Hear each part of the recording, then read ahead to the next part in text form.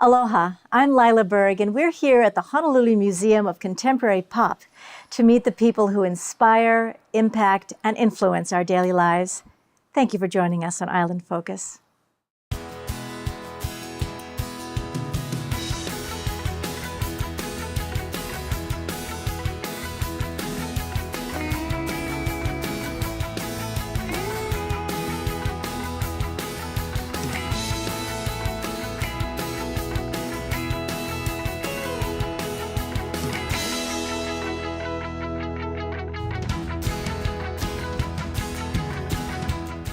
So we're about to go into the third location of the foundation. Yeah. But before we do, you have a reason for these gentlemen to be on the wall behind us. Oh, yes, very much. Yeah. Don Ho and Tom Moffat were significant for the work that you're doing. Well, they're everybody's mentor, so to speak, in the music business here. And Tom, he's done everything. He supported all the kids here in the islands. And when we were all young, he was the one who nurtured all of us. And I'm kind of carrying that on too. And he started the big bands. Oh, he started all of them. He brought everyone together. Oh, he started everything, yeah. So here we are, what your donation is, or your contribution to the community. What is this? Well, it's an extension of the foundation. We needed a recording facility to teach and educate and do our thing and do everything that we needed to be done. And building a facility that could do everything.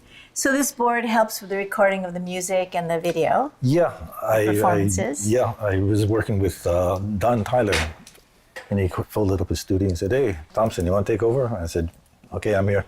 So here you have these boards, and what do you do with this one? Slowly building an internet radio station, which would intermingle with the sound stage. It's going to be part of my publishing company, which is another company that I have for all the product, all the albums that I record. I have to put them out in a publishing company. And we do live broadcasts.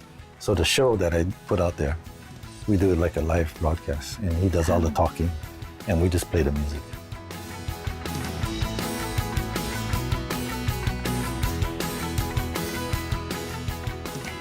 Thank you for tuning in to Island Focus.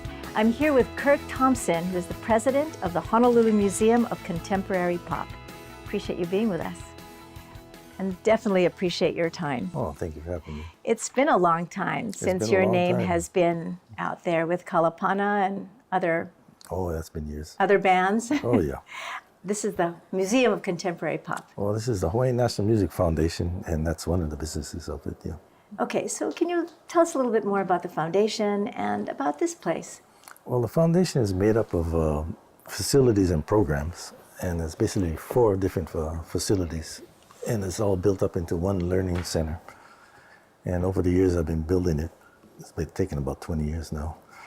And, so the different facilities are what specifically? The first facility is the Honolulu Museum of Contemporary Pop, where we document all the past history of all the contemporary artists that have gone international and national from Hawaii. And pop meaning popular music? Popular music, okay. Exactly, of contemporary music, yeah, at the time. And the next facility is Spectrum Recording Studios. There we have a gift shop here now inside the studio, and then a sound stage, which I'm going to be building into a multimedia sound stage where we can do live broadcasting. And you have programs as well in the schools and also teaching. Instruments for Schools, Preserve the Music of Hawaii is one of our programs. We have a Global Music Awards now too, that we just started this past year. And then I have a music business and a recording industry program that we teach here. So you're quite busy with a number of different facets of the music industry. Yeah. And when you were 10 years old on Don Ho's stage. Yeah, I started very, very young. There was no organized sports. I was very hooked on music when I was very young. And but we're all legends in our own garage back then. And I was very inclined to do this, and I'm still going at it, as you can see. And contemporary popular music, it's not just Hawaiian music. The pop music of the time was rock and roll at the time, and naturally, back in '62, the surf music was coming to the islands. And, so we're talking about the Beach Boys, Elvis Presley, yeah, everybody, and all the big guys, and naturally, the island kids are getting very influenced by it, and they wanted to be like that too. Everybody wanted to be like Elvis Presley. My goodness! And then we had soul music coming out of the Atlanta and Chicago and things like that. Well, you know, you speak very humbly about all those people, but you had quite a career also. Oh yeah, I'm very happy about it. And but I'm also I like the talent that came out of Hawaii, and I was really fascinated by all the guys. I like talent. So when you were playing with Kalapana and you went all over the country, playing popular music and songs that young people could identify with, it must have given you a sense that maybe someday you would help other young musicians. Oh sure, yeah, I knew it. I wrote a lot of music and things like that. So I got into producing, writing, arranging, and things like that. So naturally, the facilities would help out to continue that, as well as show them how to do it, and so they wouldn't get lost along the journey.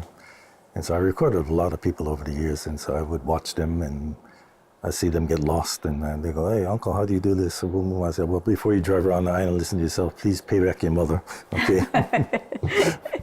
And I know that Tom Moffat meant a lot to you too. Very much. They supported us so much. They supported all the kids in Islands, and generation after generation, Tom did a lot, and Don did tremendous. Well, I look forward to learning a little bit more about this place, Sure. especially when we do our walkabout. Sure. And thank you for your time.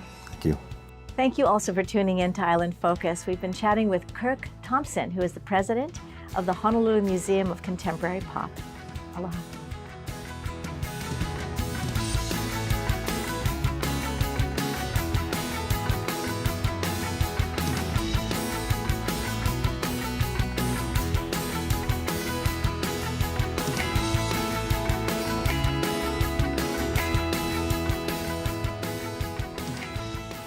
We have the pleasure today of meeting Ardis Eschenberg, who is the Chancellor at Windward Community College.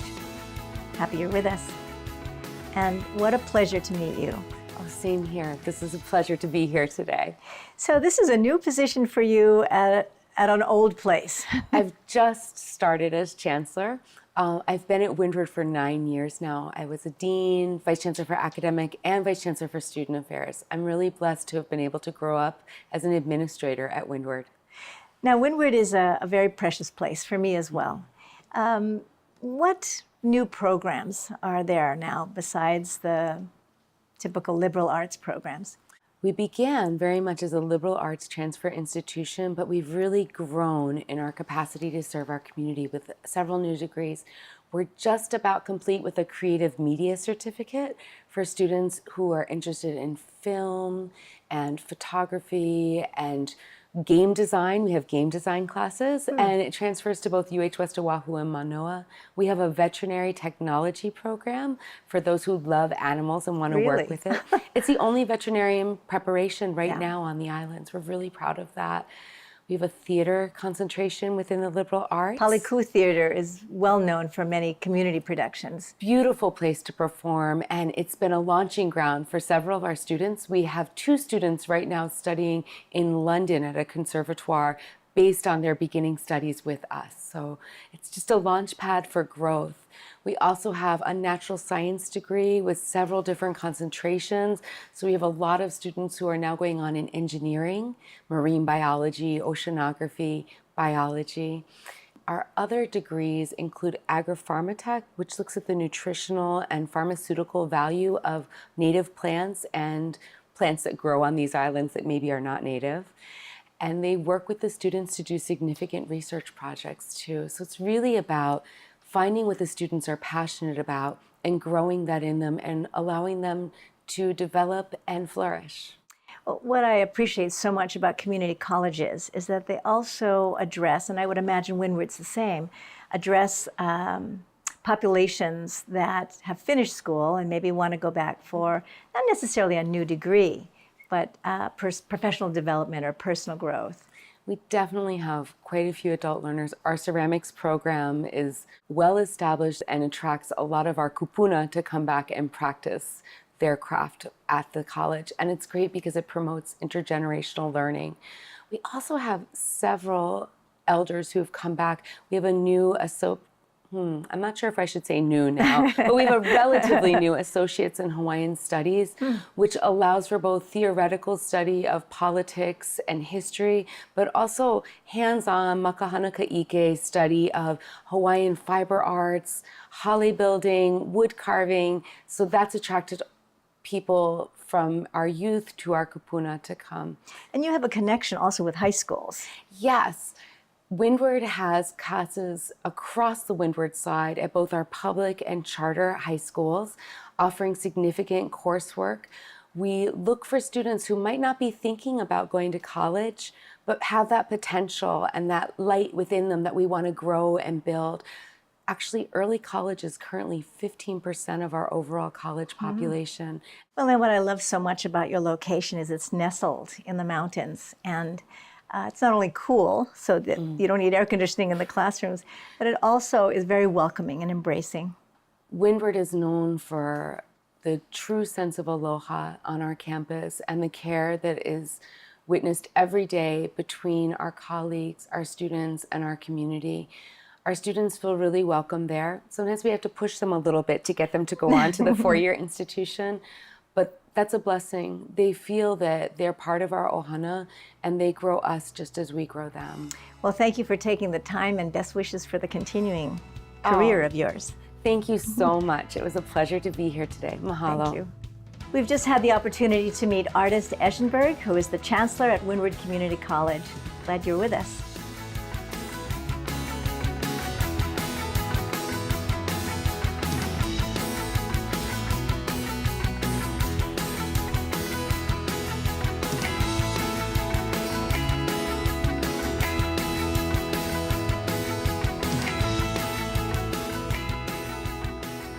Mahalo for joining me in meeting Jan Dill, who is the president of the Partners in Development Foundation. Glad you're with us. And I'm so happy to see you again. Partners in Development, that's a huge concept, but it's also who you are. In the sense that we all have to do it together. You know, we can't do it as lone rangers. There's a lot of conversation or a lot of talk, let's say, about doing things in unity and doing them together. But your foundation actually goes into the community and works with people. Right. We have about 300 employees throughout the state, and we have a free traveling preschool that serves several thousand kids and their caregivers with those that can't afford or access preschool. A lot of things that really kind of, I think, speak to the heart of the Hawaiian community, speak to the heart of the community of Hawaii. Yes, and I appreciate you saying the heart of our community, because it is not just Hawaiian values, it's our values as people on this island. Right. I mean, if you look at any community, what defines a community is their investment in the young children and the older people. We need to be clear in our commitment to the kupuna, the elders, and to the keiki that really represent the future of our community. And the issue is there's so many distractions for our kids and our families, and there's a lot of tugging and pulling that takes place with them. So we have to make the decision that, what are we going to allow in the little basket of our children that would really prepare them to be the Hawaii that we want to see 30 years from now. So. Well, and what I appreciate about the work that I know you do with the foundation is it is about the present as well. I really am committed to transformational change. In other words, often the social service things that we do are really to stabilize status quo. And I think that just condemns us to stay where we are. So I tend to be a troublemaker, and that's fine, especially when you get older. You lost your filters. You just do what you maybe there's another word for it, like revolutionary, or I like the word transformational. Yes, right. I mean, and it starts with the basics. We take care of kuleana. The Hawaiian culture is so rich with concepts that are amazingly contemporary, and we need to embrace them as we kind of look to the path forward. And we see kuleana is very important to take care of our families. And if we start there, I think the rest comes naturally. Yes, and what you always remind us, I think, too, from our previous conversations is that the question of being in pono. Yeah. Right? Doing things the right way for the right reasons, and that everything we say and do must be in harmony with what we want. Right, and so it demands that we kind of articulate the values that would drive us, and say that if it's outside these values, it shouldn't be a part of who we are in policy formation, and you've been a part of that. So I think it's so important to come around what are the values that will essentially be the language of our community.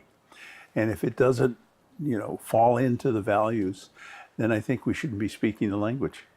We should be committed to living aloha, living pono, living those things that really have prospered our community over the centuries. Well, and you certainly help the youngers and the seniors and all of us in between to be aloha, not just live it. And I really appreciate the work that you've been doing. Well, it's a privilege. It's interesting once you get into this kind of focus on what are the cultural roots of what we do, how do they apply to our lives today, and the hard part is how do we bring it into flesh. In other words, you can talk aloha till the cows go home, but what does aloha look like if you don't like somebody? If you really are committed to aloha, it doesn't change. It's there. And just maybe don't invite them to dinner. Or give them only, don't let them allow them to have seconds. Yeah. Thank you so much for your time. No, it's a pleasure to see you again. You've had the privilege of meeting Jan Dill, who is the president of Partners in Development Foundation. Glad you've been with us.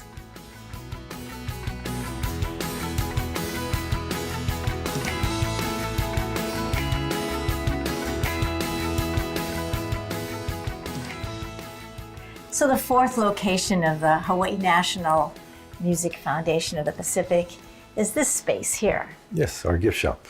Yeah.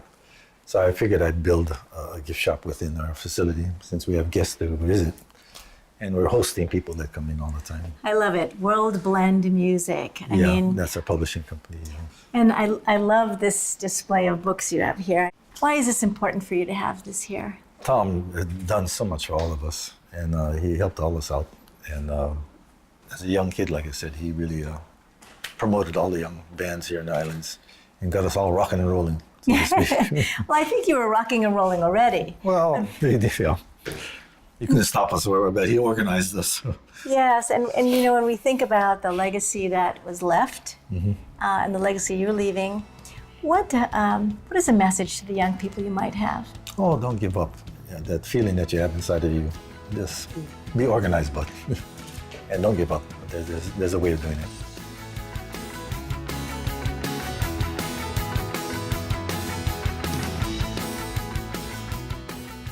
Today on Island Focus, you will enjoy meeting Ku'ule Williams, who is the Executive Director for the Aloha Harvest Organization.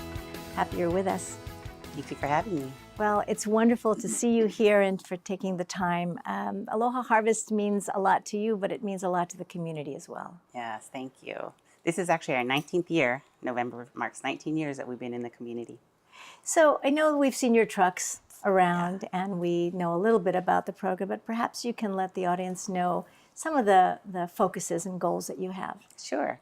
Aloha Harvest is a food rescue program. So we rescue food from hotels, restaurants, catering events, food distributors, grocery stores, individuals, and then we deliver that food free of charge to social service agencies that feed the hungry and homeless in our community. Okay, so when you say food rescue, Yeah. it sounds really dramatic. Food rescue means actually we pick up prepared, non-prepared beverages, and the majority we focus on is non-prepared, but we do pick up canned goods, boxed goods, all of those types of things as well. But any food to prevent from it going and throwing it away, because we have so much need on our island.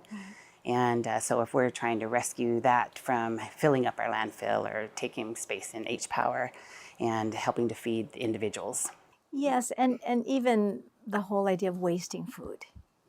Many of us were raised with the philosophy of eat what you put on your plate, Right. finish everything.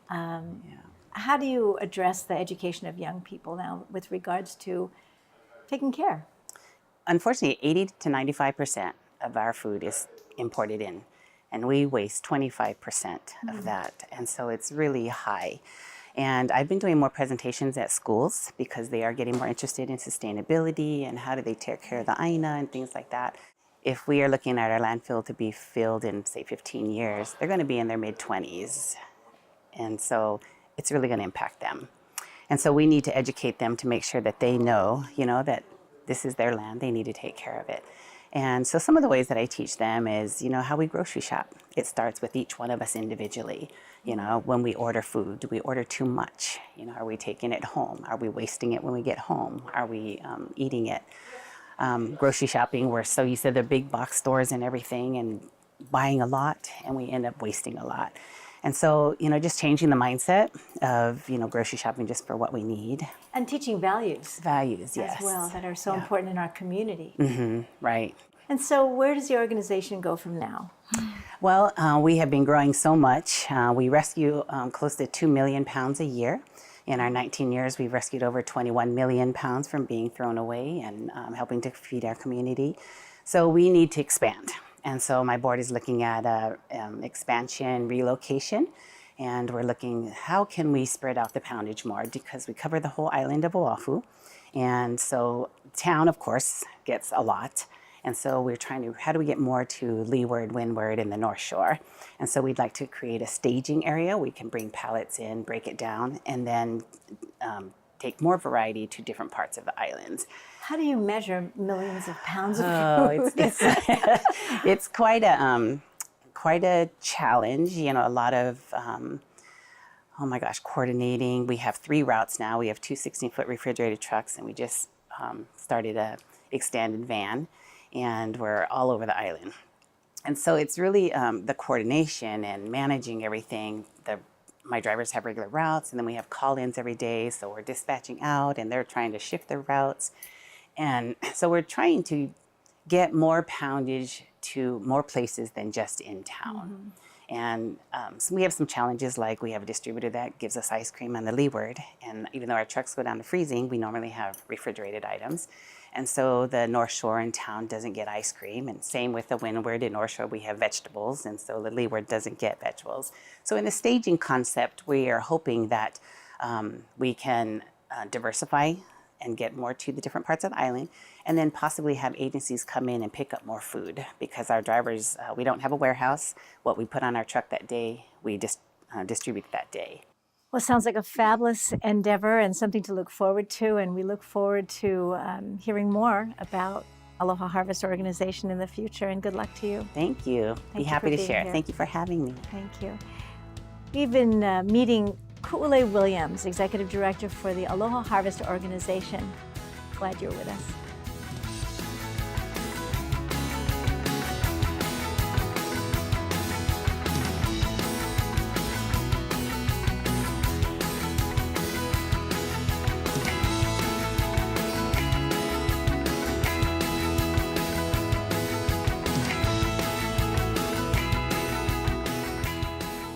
Thank you for tuning in to Island Focus and having the opportunity to meet Jeff Goodwin, who is the State 4-H Program Director. Glad to see you here. It's great to be here. And please remind me that 4-H is not FFA. We're 2 separate organizations. However, 4-H is in youth centers and in many communities. And the land-grant university in each state manages the 4-H program. So that's UH Manoa in this state. So that's where we're based out of.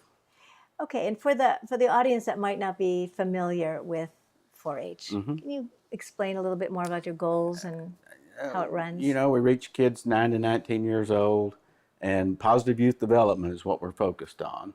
The projects are just the vehicle to get us to that positive youth development. So the STEER project or whatever, that's just what you do to keep them busy and engaged and teach them some life skills along the way. So.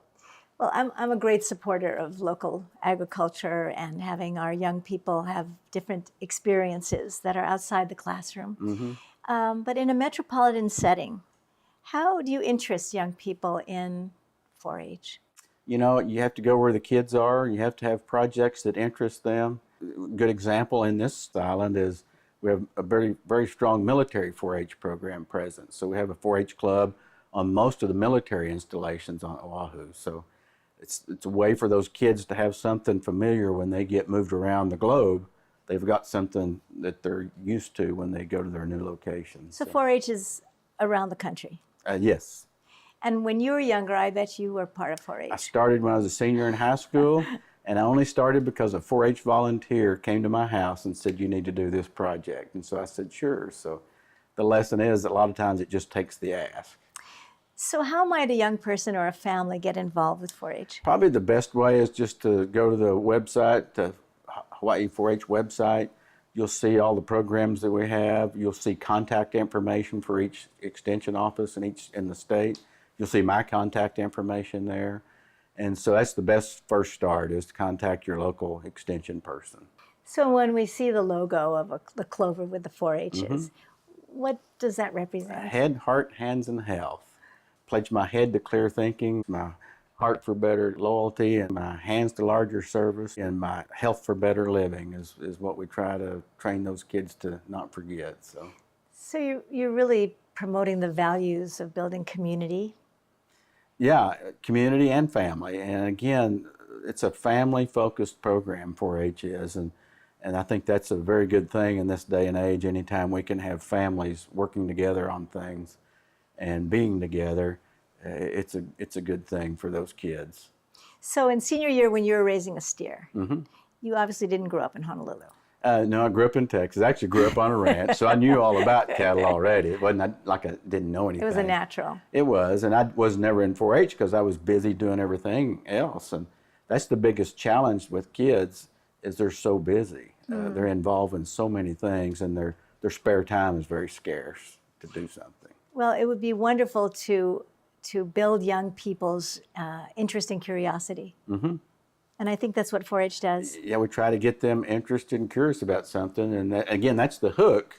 And we work with them on that interest while we do positive youth development with them. So are the volunteers trained as well? Yeah, we train volunteers to go work with those local clubs and work with those kids. And anytime you put an adult in the life of a young person, it's tough being a kid, right? Yeah. Anytime you put an adult in the life of a young person, that's a good thing. It gives them somebody they can go to when they need advice or help. Well, thank you very much for your leadership, and I'm going to look forward to seeing more programs start. I'll try to oblige that. Thank you. We've had the opportunity to meet Jeff Goodwin, who is the State Program Director for 4-H.